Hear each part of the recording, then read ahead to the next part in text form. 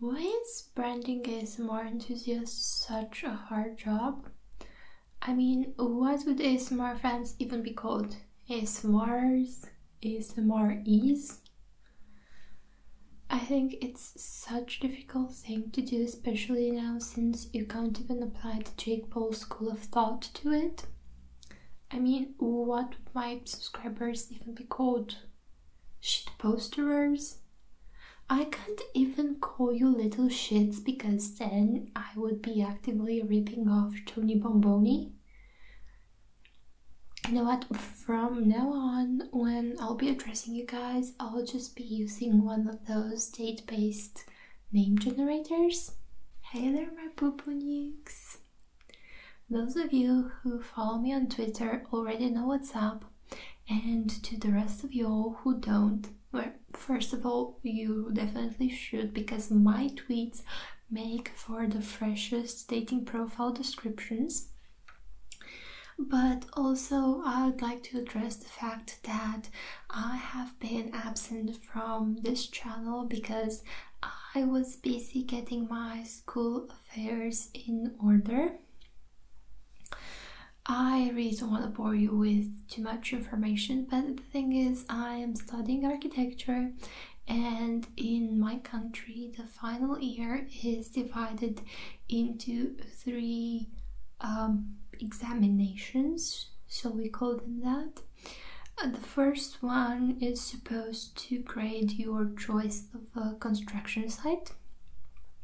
The second one, which I had to prepare for this month, is assessing your research process.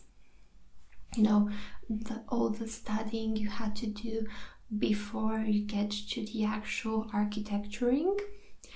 And the third one, which I'll have to sit in February, basically assesses the actual meat of the project, you know, that aesthetics. So yeah, that was the case.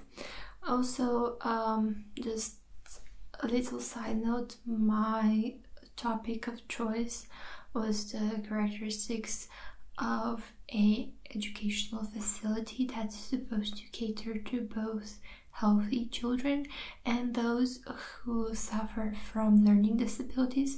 And let me tell you how fucking ironic that was, because I went full on autismo at the beginning of my presentation. I was quite lucky actually that my speech got pushed back until the 26th. It was supposed to be on the 23rd, but I got an extra 3 days to prepare, and it still didn't help too much because Friday on my way to school I just kept telling myself to not spill all my spaghetti onto the judges, which obviously didn't happen, but that didn't stop me from making an absolute fool of myself. It also didn't help that my professors actually confused me with somebody else. I was supposed to go in third and I actually went in second to present my project, and nobody bothered to check on the list to see who I was.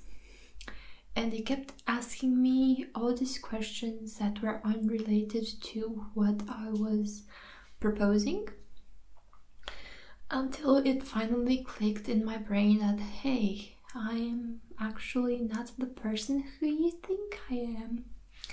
Which was really weird because the person you were confusing me with was an actual man. But I guess it's very cool of them for not assuming my gender. Now, the good thing is that I passed, so the next stage will be in February, so I have 2 to 3 months to procrastinate before I actually resume my work again. So there's that. Also, I have to show you this. This is the model that I used for project, and this little cutie has been sitting on my nightstand for the past couple of days.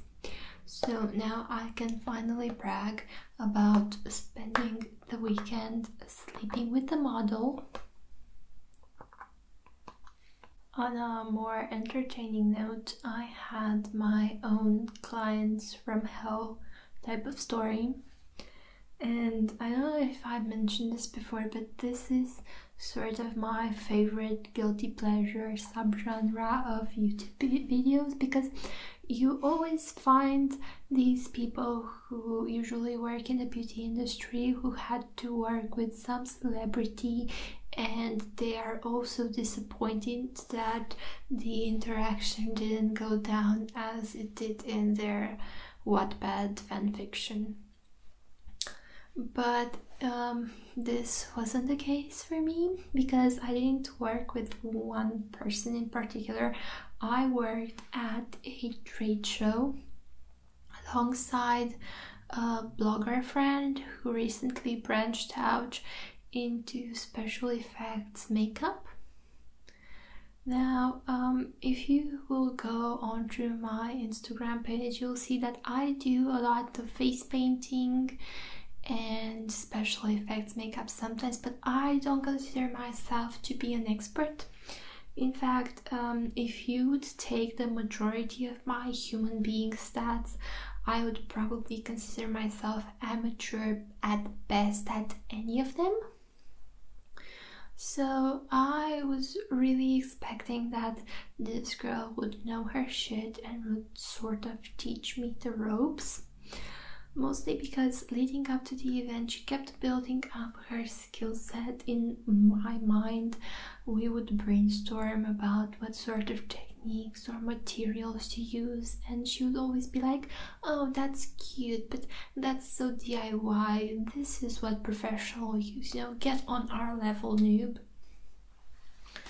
So I was absolutely shocked when the event came, and turns out all of her skills were actually more theoretical than practical. So when it came to actually applying the makeup, we had to improvise a lot, and obviously I did not have a good time.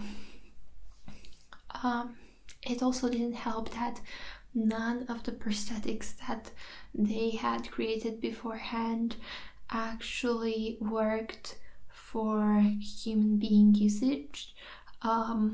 They didn't apply properly on the models, and oh boy, the models were a different story entirely. We were promised that we would get professional models, but instead we got these freshman drama students with way too big personalities that made them a chore to work with.